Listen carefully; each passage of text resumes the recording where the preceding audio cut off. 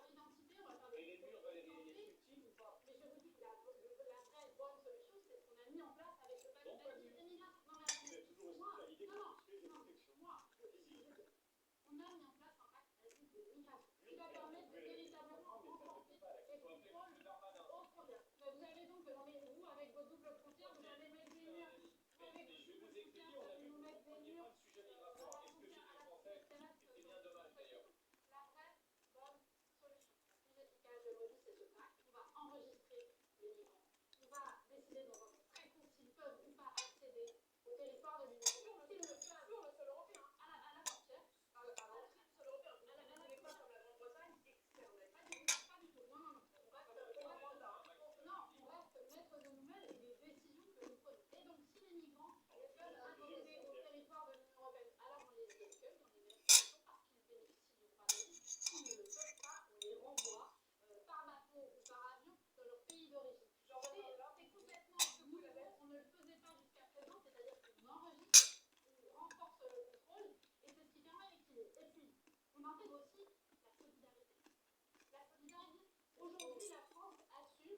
En cours de route demain.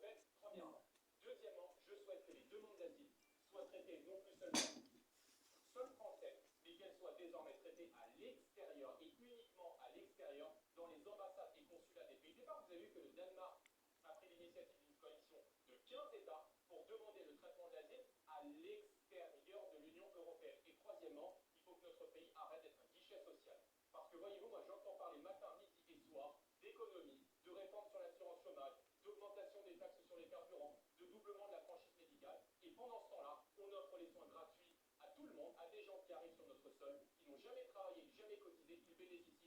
toute la palette de soins gratuits avec l'aide médicale. Raphaël Guzman, stop. Je suis. Attendez, vous avez entendu Jean-Bernard Bardella. Et je défends un tourné. Vous avez de l'avance, Jean-Bernard Bardella. Raphaël Guzman, juste une chose. Est-ce que ce soir, vous nous dites, oui, il va falloir, contrairement à ce que l'on peut, à ce que l'on vient d'entendre avec Jean-Bernard Bardella, par exemple, régulariser massivement en Europe. Il va falloir surtout avoir des voies légales de migration et régulariser. Mais votre concept, mais votre concept de double frontière, c'est, mais désolé, le chaos en Europe. Votre concept de double frontière, c'est la fin de la libre circulation en Europe. C'est aller parler de cela à des transfrontaliers, à des travailleurs, des clandestins. Vous voulez rétablir les frontières à l'intérieur de l'Union européenne.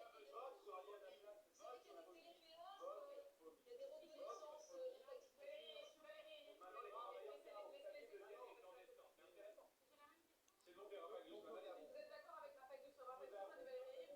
Nous avons là des slogans d'estrade. Allez-y, Raphaël. Il faut être réaliste. Tous ces slogans d'estrade sur l'immigration zéro, eh bien, sont profondément irréalistes. La vérité, c'est que votre allié, Madame Meloni, a fait campagne en expliquant qu'elle allait faire un blocus naval, qu'elle allait tirer quasiment sur les bateaux. Attendez, Marion Maréchal, attendez, vous allez devoir répondre à l'instant. Non, Madame Maréchal. Non, Madame Maréchal. Non. Et une fois arrivée au pouvoir, qu'est-ce qu'elle fait, Madame Meloni? Elle invite 450 000 travailleurs parce que l'Italie a besoin. Et donc moi, je veux qu'on mette fin à l'hypocrisie. Nos sociétés. Non mais, vous parlez pas. Je ne... Laissez-moi parler. Donc, Madame Meloni invite les travailleurs. Pourquoi? Mais posez-vous la question. Tout le monde doit se poser la question. Pourquoi? Parce que l'Italie en avait besoin. Et la même chose se passe dans les autres sociétés européennes. Donc mettons fin à l'hypocrisie et développons une voie légale. Et ça donnera lieu à un contrat. Laissez-moi finir. Ça donnera lieu à un contrat avec les pays de provenance. Ce contrat, il est simple. On distribue des visas multi-entrées pour les travailleurs en échange des laissez-passer consulaires que les pays de provenance refusent de délivrer et qui font que nous ne maîtrisons pas les flux puisque nous ne parvenons pas à accompagner ceux qui n'ont pas vocation à rester. Marion Maréchal, Je viens de répondre. Quelqu'un arrive clandestinement sur le sol européen, qu'est-ce qui se passe? On lui donne des papiers, on le régularise, on lui donne une nationalité française? On examine s'il a le droit à l'asile, ça s'appelle un processus, ça respecte les conventions internationales. Ensuite, s'il n'a pas le droit à l'asile et qu'il n'a pas le droit à un titre de séjour pour un autre titre, c'est-à-dire par exemple pour le travail, et on va régulariser ce travail, eh bien, il sera accompagné à la frontière parce que moi je propose une position profondément réaliste. Mais si, jusqu'ici, en fait, le problème c'est que les pays de provenance ne délivrent pas ces laissez-passer consulaires. Pourquoi? Parce qu'ils n'ont rien à gagner, parce que nous sommes profondément hypocrites dans notre relation avec vous voulez passer à la Marion Maréchal, tout à fait différent. Déjà, j'aimerais quand même rappeler qu'il ne s'agit pas là d'un débat de chiffres et un débat philosophique. Parce que les conséquences, si vous voulez, du laxisme migratoire qu'incarne M. Glucksmann, la gauche en général, et Madame, non mais vous ne voulez rien remettre en cause de ce qui aujourd'hui constitue les raisons pour lesquelles les gens viennent sur le sol français. Vous ne voulez pas remettre en cause le droit du sol, vous ne voulez pas encore mettre en cause les potentielles régularisations, vous ne voulez pas remettre en cause la facilité aujourd'hui excessive d'accès à la propriété, vous ne voulez pas remettre en cause les très nombreuses aides sociales aujourd'hui, qui sont en situation légale ou illégale, qui évidemment sont l'une des motivations pour lesquelles aujourd'hui les migrants viennent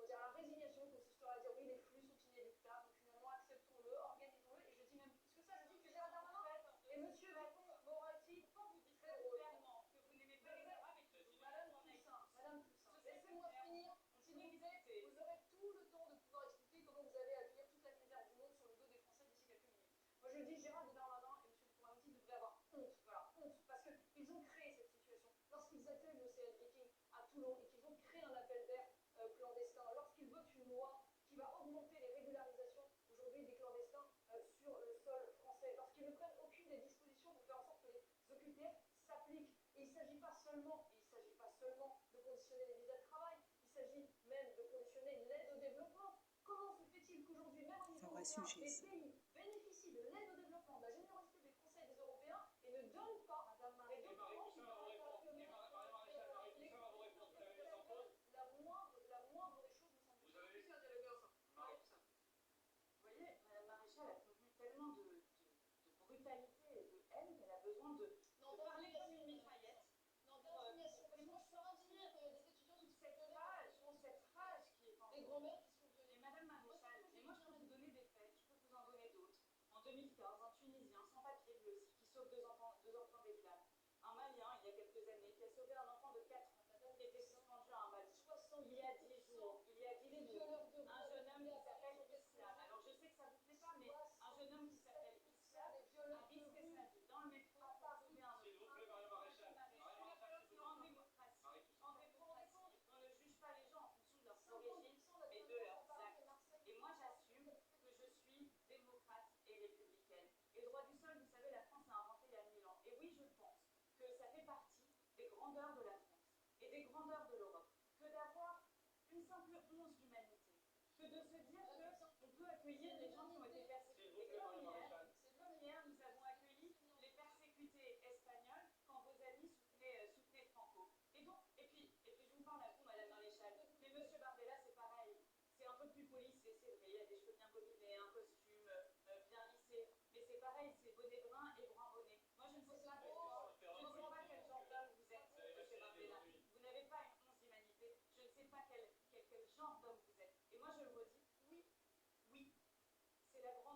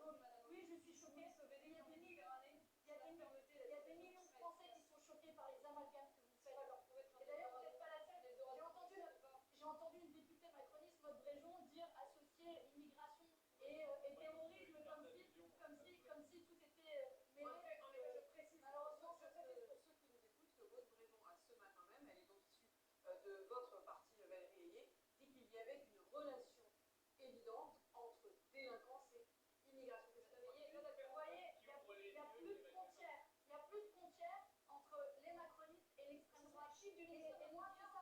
Mais vous racontez sur les chiffres du ministère de l'Intérieur, n'importe quoi. 50%. Vous racontez ça par non, mais Valérie, on a bien répondu. Mais et je comprends que la loi immigration qui a été votée par l'extrême droite en France a ouvert la porte à déchaîner toutes les peurs. Eh bien, je vous dis, vous nous trouverez sur votre chemin pour remettre de l'humanité et de la dignité dans ce débat. Valérie Ayé, sur ce point. Sur ce point-là, ma position est claire. J'ai déjà eu l'occasion de m'exprimer en ce sens. Je ne fais pas de lien systématique entre. Mais est-ce que vous dites, comme la porte-parole de votre groupe, il existe effectivement. Il y a des faits, il y a des immigrants qui sont aussi des délinquants. Mais je n'essentialise pas les gens, par exemple, sur la base de leur couleur de peau, de leur origine ou de leur nom. Fondamentalement, ce sur quoi il faut. En fait, il y a trois types d'immigration. Quand même, ce sur quoi il faut se concentrer, l'immigration irrégulière, qui est illégale et qu'il faut évidemment gérer. Jusqu'à présent, jusqu'au pacte asile et immigration, eh bien, c'était le statu quo. On n'avait aucune solution et en fait, on laissait les passeurs décider à notre place. Avec le pacte asile et immigration, j'assume, moi, d'avoir une solution concrète sur la table. Il y a l'immigration au titre du droit d'asile, c'est l'honneur de la France et de l'Europe qui répondent, et vous avez l'immigration économique, régulière, pour laquelle vous êtes prête à accorder 100 000 dollars. On a besoin d'attirer des talents et nous aussi. Parce que Madame Région, elle dit qu'il ne faut pas être aveugle et elle critique en cela ceux qui ne font pas le lien aujourd'hui évident que tout le monde voit, quelques illuminés sur ce plateau de gauche et d'extrême droite entre l'immigration. Donc elle vous vise directement. Monsieur Bardella, il y a une différence fondamentale entre vous et nous. Ah, ça c'est Vous sûr. Et à mon avis, il y en a systématisez, beaucoup, vous faites un lien systématique j'utilise entre les chiffres de l'immigration votre et la ministère, madame. délinquance. Vous faites un lien J'utilise vos chiffres. systématique entre l'immigration et la délinquance. Je le fais en très grande partie. Je pense que la quasi-totalité de la délinquance Pour aujourd'hui, vous, un et le migrant est un je vous donne un terroriste ou un exemple veilleur très simple. J'utilise vos chiffres, madame. J'utilise vos fiches. 77% des vols qui sont commis à Paris, d'après le ministère de l'Intérieur, sont le fait d'étrangers. C'est pas moi qui l'invente, c'est la réalité de l'immigration aujourd'hui. 93% des vols dans les transports en commun et 63% des aviations sexuelles sont le fait d'étrangers. Mais si vous voulez pas voir l'éléphant de l'immigration, c'est pas grave. Attendez. Sur ce point-là, Jean Bardella, ce que vous dites en nombril, c'est que l'échantillon que vous citez est un tout petit échantillon précisément. Ah oui, mais ça a été dit. C'est moi qu'il n'y a aucun lien. Je souligne ce que vous dites à l'Ambry. On n'a pas encore entendu Léon Desfontaines sur cette question-là. Mais bravo à Madame Région d'avoir enfin eu une lumière sur l'immigration d'Emmanuel Macron. Léon Desfontaines, allez. L'extrême droite nous permet un peu le temps de parole. Et l'extrême droite a tendance à avoir un peu de mal avec la démocratie, le temps de parole. Donc, je vais essayer de m'exprimer. Je vais essayer de m'exprimer un petit peu, monsieur. Je vais essayer de m'exprimer un petit peu, monsieur. Arrêtez de faire la victime Et en donc, permanence. ce que je voulais dire, Madame Maréchal, Les communistes qui donnent des leçons de Madame Maréchal, démocratie, alors on aura deux monsieur Bardella, si vous voulez que je vous fasse la même rétorque. Et donc, c'est... Waouh! Monsieur Bardella, je ne vous permets pas de faire. L'héritage de mon parti en France, c'est Manouchian au Panthéon. Et vous, c'est Pétain à l'Idiot. C'est ça l'héritage. Et la réalité, c'est qu'à chaque fois. Bon, le débat politique, c'est... À chaque fois que je m'exprime, à chaque fois qu'on fait respecter la démocratie. Je trouve ça plutôt intéressant. De toute façon, c'est toujours argumenté, c'est toujours... Il y en a qui ont leur petite fiche, et donc ils savent déjà, ils ont déjà préparé des rhétoriques à l'avance. Et comme pour pouvoir placer leur rhétorique au moment opportun. Sur la question migratoire en Europe, je pense qu'il faut prendre vu les un peu de élections. hauteur parce que finalement, on voit que se confondent deux discours et finalement deux mensonges. Il y a celles et ceux qui nous promettent zéro immigration.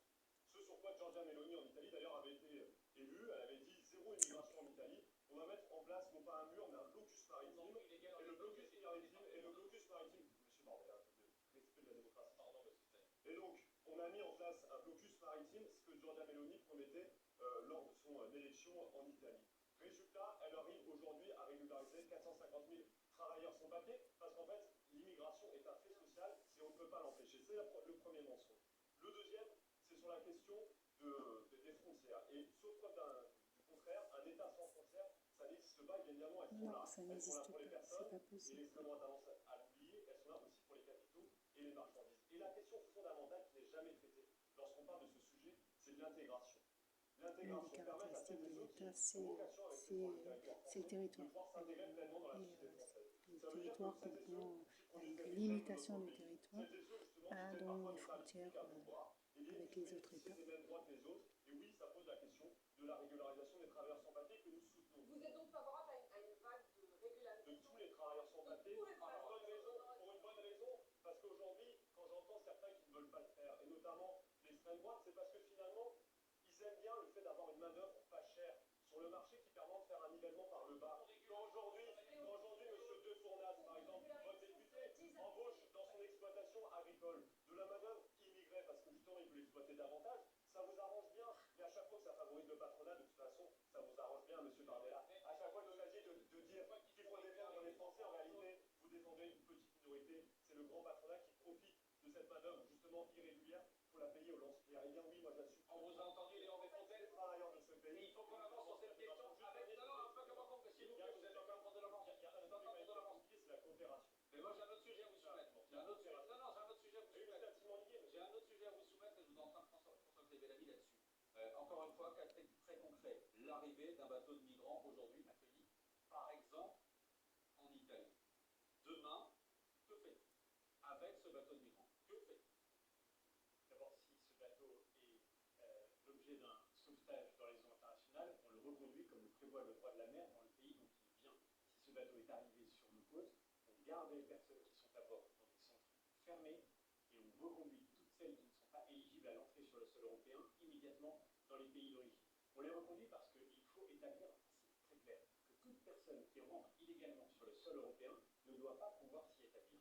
Vous proposez, M. Desfontaines, de régulariser massivement des gens qui sont rentrés illégalement en Europe. La vérité, M. Desfontaines, je le dis à toute la gauche qui est ici, la vérité c'est que les passeurs vous remercient par les passeurs, c'est le cœur de leur business model. Le cœur François-Xavier Bellamy, les Afghans, les Syriens, les Libyens, vous les renvoyez où? Mais une personne